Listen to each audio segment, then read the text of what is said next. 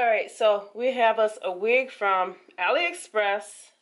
It is a lace frontal and the back is sewn wefts. It has two combs on the sides of the temples and it has a comb in the back. It also has adjustable elastic in it.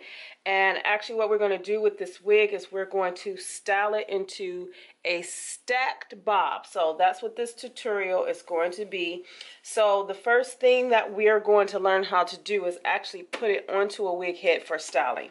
I actually prefer wig heads or canvas heads, but wig heads with faces on it because it makes it look a little bit easier for you to style the wig. If you're learning, it's just better. So in cosmetology school they do have the ones with the hair that's actually attached to the wig head for learning how to cut and style and all those different things. So having one, I got this one from a local beauty supply actually, and it just provided the face for it. You actually can find some of these on AliExpress as well. So this is what I'm going to use, and I'm going to show you how I use the T-pins. So you can use clothing pins, the pins that have like little balls on the ends of them. You can use those.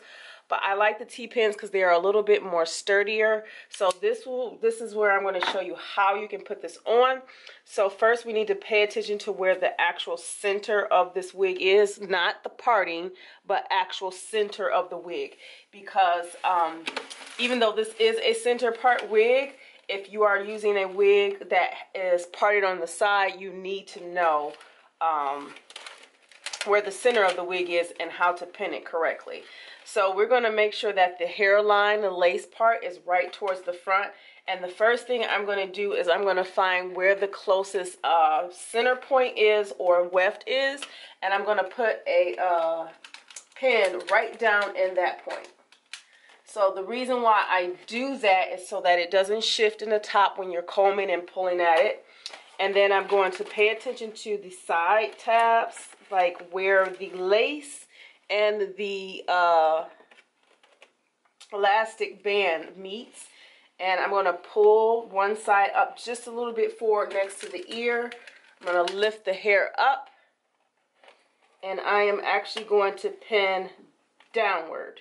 So the reason why I'm going to pin downward, because I'm going to pin in and then down. So that makes it, well, nope, in and up, sorry. Have to think it's the same as if I was pinning clothing onto a dress form. So I have to pin forward and up. So pinning forward and up, so when you're combing at the hair and pulling at the hair from either direction, it won't come loose. So same thing on the other side. I'm going to look for where that meets the elastic and the lace. I'm going to push inward, lifting the hair. So I'm going to push inward, and then I'm going to push up. So inward up, pressing it up. So that makes it a lot easier. And then the last but not least, we want to make sure that the bottom doesn't lift on you. So we're talking about the nape. It's actually the width of this lace that's underneath the wig. So underneath the wig. So no matter what styling you're doing, this is how you want to prepare your wigs regardless. But I'm going to make sure that that's pulled down. And same thing, go forward and pin up. Go forward, pin up. And do the same thing to the other side, making sure it's down enough for you to like stretch it down a little bit. And go in and up.